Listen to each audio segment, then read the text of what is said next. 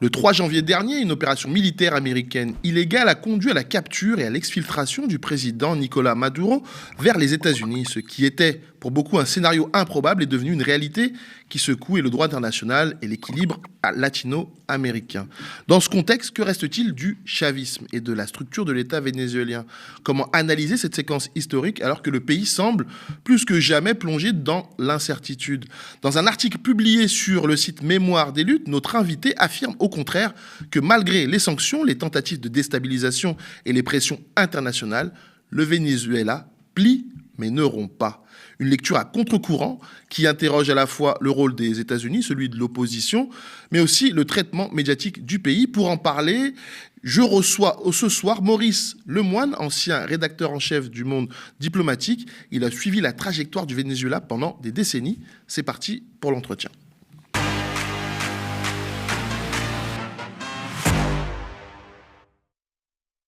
Maurice Lemoine, bonsoir. Bonsoir. Merci d'avoir accepté notre invitation. Je le disais, le titre de votre article, c'est « Le Venezuela plie mais ne rompt pas ». Et franchement, vu de France, je vais être honnête avec vous, on peut avoir l'impression que le pays est au contraire à genoux. Qu'est-ce qu'on ne comprend pas vu d'ici finalement de ce qui se passe là-bas? Alors, d'abord parce que la situation est complexe, première chose. Deuxième point, sans doute parce que, on va dire, l'ensemble de l'appareil médiatique, sans catégoriser, n'a jamais vraiment compris ce qui se passait au Venezuela. C'est pas nouveau. Bon. Vous l'avez dit, opération militaire illégale pour capturer Nicolás Maduro. Et moi, j'ajoute, d'emblée, à chaque fois que j'interviens sur ce sujet, Nicolás Maduro n'est pas un narcotrafiquant, Nicolás Maduro n'est pas un dictateur, et à destination de nos confrères, Nicolás Maduro n'est pas un président déchu, mais un président qui a été kidnappé, vous l'avez dit, en dépit du droit international. Alors évidemment, la grande question qui se pose, y compris de bonne foi pour beaucoup, c'est mais alors qu'est-ce qui se passe maintenant? Est-ce que le Venezuela est devenu un protectorat? Est-ce que la vice-présidente Delcy Rodriguez, qui maintenant assure la présidence par intérim, est en train d'enterrer le chavisme? Est-ce qu'elle collabore avec les États-Unis? Et vous voyez déjà, j'ai posé 3 questions qui demanderaient 20 minutes à chaque fois d'explication. Alors, ce qu'on peut dire pour essayer de clarifier la situation, c'est que le Venezuela connaît actuellement une occupation sans occupation. Qu'est-ce que ça veut dire? Et donc conserve, non seulement sans occupation, mais sans reddition. Et conserve des espaces dans lesquels il préserve ce qu'on appelle le chavisme. En gros, là, ce qui vient du président Hugo Chavez. Occupation sans occupation, ça veut dire quoi? Ça veut dire que vous vous souvenez, depuis août 2025, les États-Unis ont fait un blocus du Venezuela avec une flotte, y compris avec, à un moment, le plus grand porte-avions du monde, le Gerald Ford, pour empêcher toute exportation du pétrole vénézuélien, pour ruiner le pays.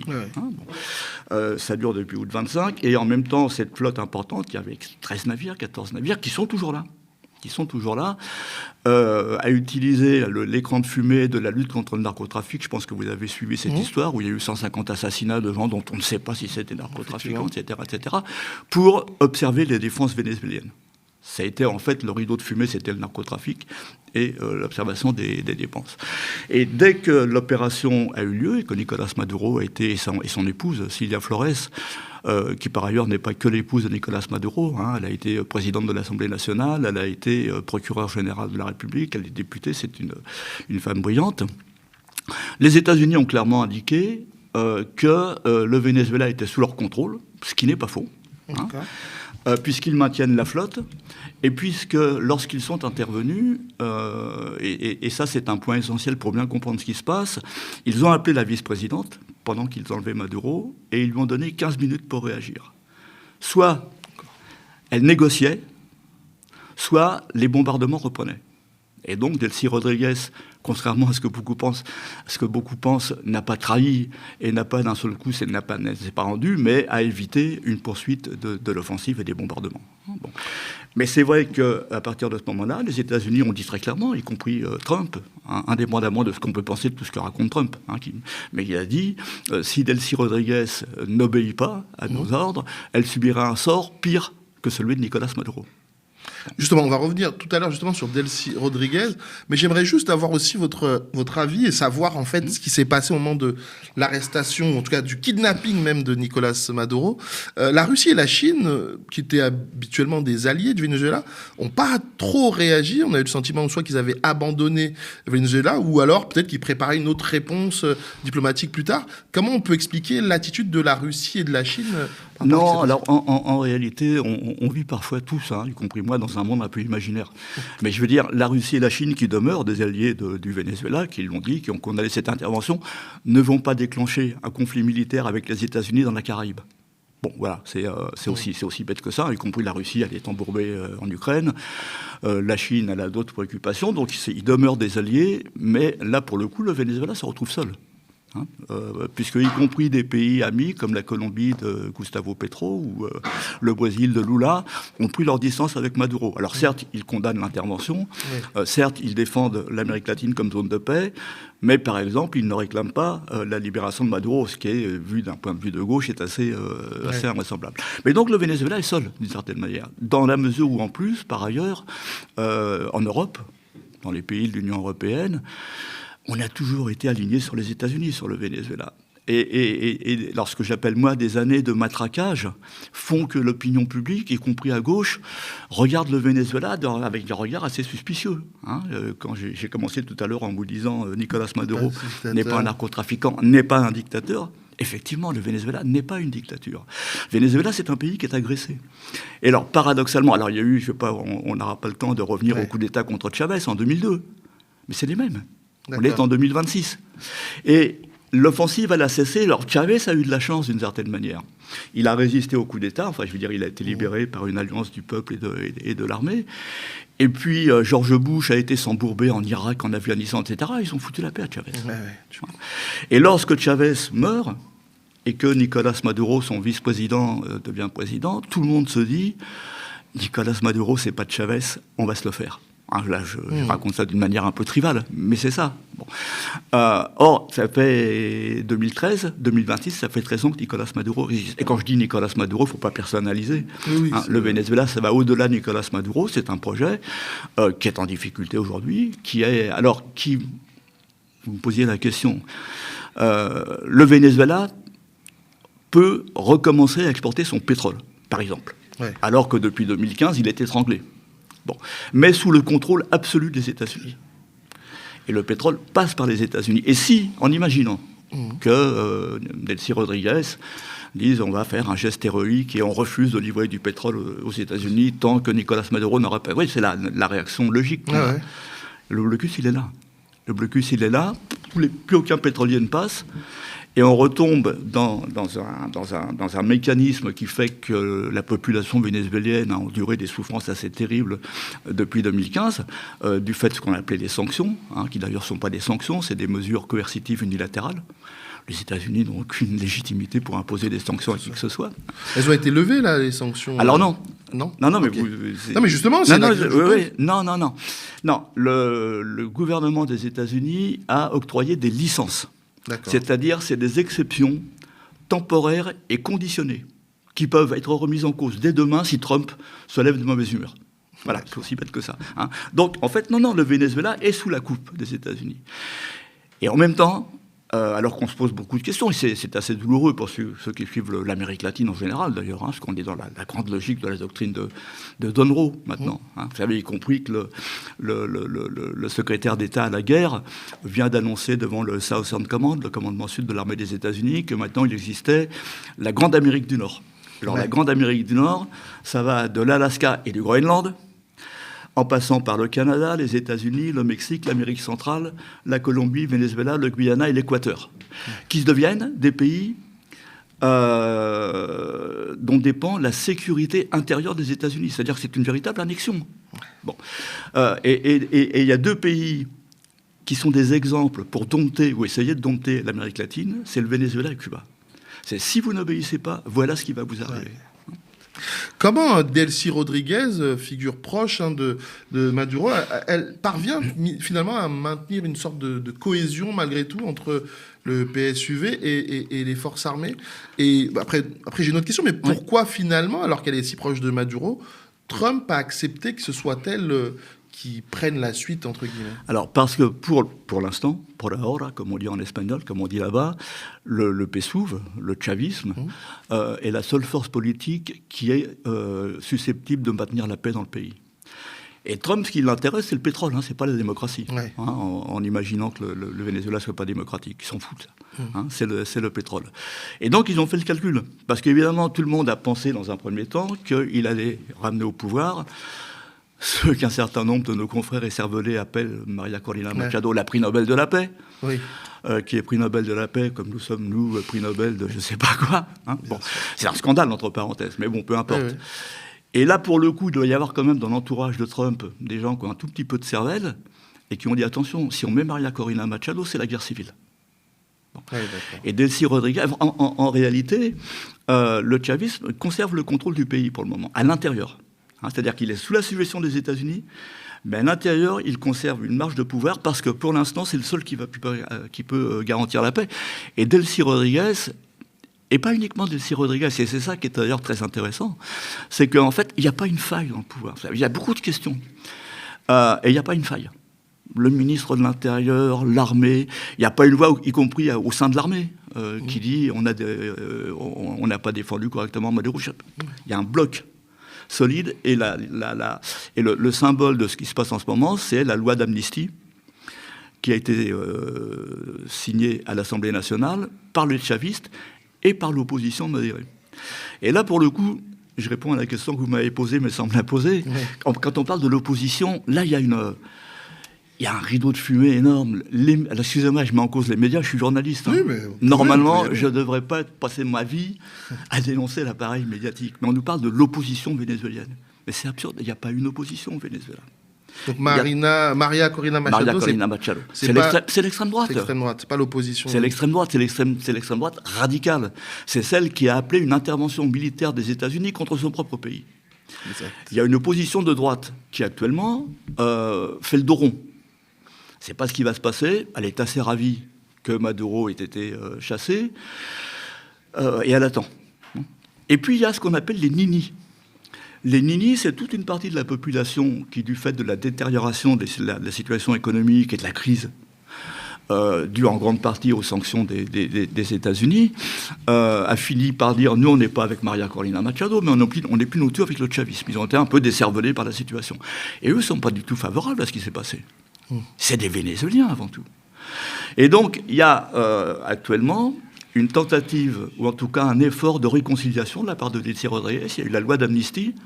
Et là encore, cette loi d'amnistie, ce n'est pas une reddition face à Trump. Parce que dans la loi d'amnistie, elle écarte les crimes de sang, elle écarte la corruption, et elle écarte ceux qui ont demandé une intervention militaire contre le Venezuela, c'est-à-dire les protégés de Trump. Ouais, donc on n'est pas dans la soumission. Mais on est dans la recherche d'un équilibre et des interstices dans lesquels le Venezuela peut conserver son modèle, et en particulier celui de ce que Chavez appelait la démocratie participative et protagonique, qui sont les communes. Il y a au Venezuela 49 000 conseils communautaires. Je suis en train de chercher. C'est pas conseils communautaires, conseils communaux, pardon. Il y a 5300 communes qui sont des autogouvernements locaux et qui continuent à fonctionner. Et ça, c'est le cœur du chavisme. Et ça demeure. Et ça, c'est en pleine activité. Et justement, la population, dans quel état elle est moralement après 4 mois après justement cet événement et l'enlèvement de Nicolás Maduro? Est-ce qu'elle est dans un espoir de stabilisation malgré tout, en fait, ce qu'essaye de faire, comme vous le disiez, Delcy Rodriguez, ou elle a peur justement que il y a une espèce d'escalade et que ça aille de plus en plus mal? La majorité de la population, alors d'un côté les chavistes, et d'un autre côté, l'opposition modérée, qui est respectable, les anti-chavistes depuis longtemps, souhaite une stabilisation. Bon. L'opposition radicale continue sa campagne.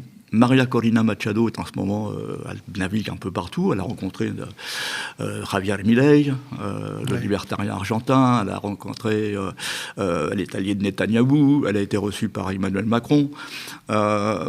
Et elle passe son temps à annoncer qu'elle va revenir au Venezuela, qu'elle revient au Venezuela. Et que lorsqu'elle va revenir, le même jour, il y a des milliers de Vénézuéliens qui vont déferler par les frontières, etc. Elle cherche la violence. Ouais. Cette recherche de la paix entre l'opposition modérée et le chavisme, qui est réelle, Elle veut la détruire. Elle a besoin de quoi? Elle a besoin de violence insurrectionnelle, répression policière, qui se traduira par le chavisme réprime l'opposition, et il faut donc que les États-Unis interviennent durement de nouveau. Pour le moment, elle est marginalisée. Et là encore, tout dépend de Trump, qui peut changer du jour au lendemain, et aussi ce que je vais appeler d'un personnage sinistre, qui est dans l'ombre de Trump, c'est Marco Rubio. Marco Rubio, le secrétaire d'État, qui est un cubano-américain, ce que d'ailleurs est un petit peu fantaisiste comme présentation, parce que ses parents ont quitté Cuba avant la révolution cubaine. Enfin bon, peu importe. Oui. Il est né aux États-Unis, il est cubano-américain. Et lui, idéologiquement, il veut en finir avec le Venezuela, Cuba, le Nicaragua, qui sont des mauvais exemples. Justement, enfin, pas justement, mais Delcy Rodriguez vient de signer avec la Colombie un accord militaire pour lutter contre les mafias. Quel est son objectif en faisant ça? Est-ce que ça peut vraiment fonctionner? Est-ce qu'il y a une volonté de trouver d'autres alliés sur le continent sud-américain? Alors, la relation entre la Colombie et le Venezuela, c'est une longue, longue histoire. Il y a 2300 km de frontières. Et il y a en Colombie, depuis 60 ans, un conflit armé interne. Et donc, quand vous êtes le pays qui est à côté, forcément, vous avez des... Oui, je parle du conflit armé interne, donc là, je parle des guérillas, qui, théoriquement, auraient dû s'arrêter en 2016 avec la signature d'un accord de paix entre les FARC, les Forces armées révolutionnaires de Colombie, et le gouvernement colombien, du président Juan Manuel Santos. Malheureusement, l'accord de paix, il a été saboté par le président d'extrême droite suivant, Iván Duque. Et donc, il demeure des guérillas, mais qui ont perdu, d'une certaine manière, leur colonne vertébrale idéologique, qui existait jusqu'à 2016. Et puis, il y a aussi les paramilitaires, les narcotrafiquants classiques. Bon.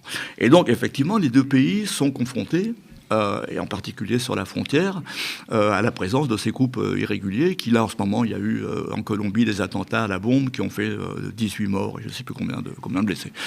Donc, c'est un problème commun. La Colombie, depuis l'arrivée au pouvoir de Gustavo Petro, indépendamment du fait qu'il n'aime pas Maduro, voilà, c'est quand même un allié, c'est un gouvernement de centre-gauche, hein, de gauche qui fait ce qu'il peut dans un pays qui est touché par 60 années de conflit. Hein. Petro voulait faire la paix totale, il se heurte à d'énormes difficultés avec ses groupes armés. Et donc, il y a eu dans cette rencontre entre Petro et Delcy Rodriguez la reprise d'ailleurs de relations qui étaient anciennes, qui avaient été établies par Chavez, y compris avec des présidents colombiens de droite. Un, de coopération économique, et deux, effectivement, de tentatives de reprendre le contrôle de la frontière. Parce que les deux pays... Alors, la Colombie, c'est le premier producteur mondial de cocaïne. Et le malheureux Venezuela, qui y est pour rien, est accusé lui aussi d'être un pays de narcotrafiquants. Alors je ne dis pas que la Colombie est un pays de narcotrafiquants, mais c'est un pays qui, historiquement, pour des raisons qu'on ne va pas développer ici, produit la cocaïne mondiale. Hein. Il se trouve que, par exemple, Nicolas Maduro est actuellement dans une geôle aux États-Unis accusé de narcotrafic, alors que dans tous les rapports, et en particulier ceux de l'ONU, on vous explique que la cocaïne, 80% de la cocaïne part par la côte pacifique. Le Venezuela n'a pas de côte pacifique, passe par l'Équateur essentiellement, et qu'il y a 5% du trafic qui passe par le Venezuela. C'est-à-dire que le Venezuela, il est tout à fait c'est un acteur mineur dans un phénomène qui touche principalement la Colombie, premier pays producteur du monde, et les États-Unis, pays consommateur. Il y a également les pays de l'Europe, mais ça part aussi par le Pacifique. Donc, la Colombie et le Venezuela, y compris indépendamment de leur position idéologique, ont intérêt à travailler ensemble. Pour terminer, je sais que vous n'êtes pas devin, mais comment vous imaginez le Venezuela dans un an? Est-ce que finalement Trump aura lâché, entre guillemets, l'affaire avec Maduro? Bon, ça me paraît un peu probable. Mais comment le Venezuela, est-ce que ça va rester aussi stable que ça essaye de l'être actuellement, ou on va plonger dans un autre peut-être chaos? Alors, je ne peux pas vous répondre. Nous sommes tous les deux journalistes, on peut parler du passé, on peut parler du présent, et sur le futur, il faut être extrêmement prudent. Simplement, ce qu'on peut dire, c'est qu'il y a deux projets face à face. Il y a le projet des États-Unis qui ont clairement annoncé travailler en 3 phases. Stabilisation, ce qui se passe en ce moment, récupération économique et transition. Quand ils annoncent transition, c'est pas pour annoncer que le chavisme peut gagner la prochaine élection. Voilà. C'est-à-dire que, et là je fais un petit saut en Amérique centrale, il vient d'avoir une élection présidentielle au Honduras, qui a été entachée par une fraude monumentale. Trump est intervenu 2 jours auparavant en disant aux Honduriens, si vous ne votez pas pour mon candidat, j'impose des sanctions et il n'y aura plus de remessas. La remessas, c'est l'argent que les migrants envoient au pays. Bon. Et donc, il a fait élire un candidat conservateur. Et donc, on peut imaginer que le plan pour le Venezuela, c'est ça. Bon. Deuxième point, que vont faire les chavistes. Ils continuent à organiser la base populaire. C'est-à-dire qu'on peut y compris imaginer que dans des conditions légales ou illégales, forcées ou pas forcées, l'opposition, grâce aux manœuvres de Trump, revienne au pouvoir. C'est pas la mort du chavisme. Le chavisme, je vous l'ai dit, il y a 5300 communes, il y a une base populaire, il y a une idéologie, il y a une identité collective. Hein. Et l'imposition par les États-Unis, non. Donc, voilà, on en est là, mais je suis incapable de vous dire. Et puis, il y a éventuellement la violence. La violence, c'est quoi? Mais ça, les États-Unis le savent. Quand je parle d'occupation sans occupation, il n'y a pas de troupes sur le sol. Parce que là, c'est un début de guerre. Là, je veux dire, les chavistes, ils prennent le maquis. On est à côté de la Colombie. La culture de la guérilla, elle existe. Y compris l'armée vénézuélienne, elle est imprégnée d'idéologie de chavisme, donc il y a une partie des militaires qui passeraient à la guérilla, etc. Ça, c'est le phénomène le pire. Et c'est ce qu'essaie d'éviter Delcy Rodriguez. On lui reproche parfois de négocier avec les États-Unis, mais l'enjeu, c'est la guerre ou la paix. L'enjeu, c'est la guerre ou la paix. Hein. On a fait la comparaison parfois avec l'Iran, une comparaison injuste. Regardez, les Iraniens, eux, ils résistent. C'est pas le même contexte. C'est pas le même contexte. L'Iran subit les bombardements de la même manière que le Venezuela. Simplement, l'Iran s'est doté depuis des années et des années d'une force de projection. Hein, et donc peut taper sur Israël, peut taper sur les pays du Golfe, peut taper sur le Qatar. Le Venezuela, c'est autre chose. Le Venezuela, en 2014, il a été l'un des promoteurs de l'Amérique latine comme zone de paix. Il ne va pas taper sur les bases américaines en Colombie. Il ne va pas taper sur le canal de Panama. C'est la patria grande, c'est les pays frères. Et toute la défense du Venezuela, c'est une défense populaire. C'est une défense reposant sur la sécurité intérieure, de fait qu'effectivement, face à ce qu'ils viennent de vivre, ils ont été désarmés. Alors en plus, on n'a pas le temps de revenir sur la manière dont s'est passée cette intervention, mais c'est une cyberattaque qui a neutralisé aussi bien d'ailleurs les missiles russes que les radars chinois. Alors là, c'est un autre sujet de la guerre moderne. En tout cas, merci beaucoup Maurice Lemoine de toutes ces informations et ces précisions sur le Venezuela. On va continuer à suivre ça de très près.